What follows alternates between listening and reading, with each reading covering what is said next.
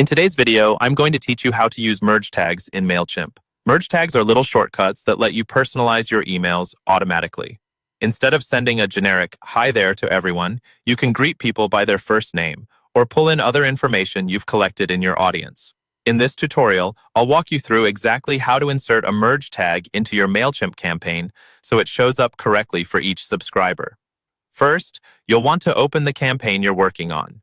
From your Mailchimp dashboard, head over to the Campaigns tab. Look for the draft email you want to personalize, and then click on Edit Design. This will open up the email editor where you can adjust your content, layout, and of course, merge tags. Once you're inside the editor, find the text content block where you want the personalization to appear. This might be in your greeting at the top of the email, inside a paragraph, or even in your footer if you're using custom fields there. Click directly on that text block so the editing panel opens and you can place your cursor exactly where the merge tag should go. Now, take a look at the formatting toolbar that appears above the text area.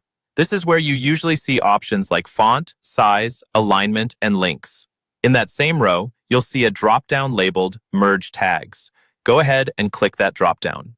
Mailchimp will show you a list of available fields based on the data you have in your audience, such as first name, last name, and other contact information. Next, choose the merge tag you want to use. For example, if you want to greet subscribers by their first name, select first name from the list. When you click it, Mailchimp will automatically insert the correct merge tag code into your text, which usually looks something like a word in between special characters. Don't worry if the code looks a bit strange in the editor. Your subscribers won't see that code. They'll see their actual information, like their real first name, when the email is sent. At this point, you can continue editing your text around the merge tag, making sure the sentence still reads naturally.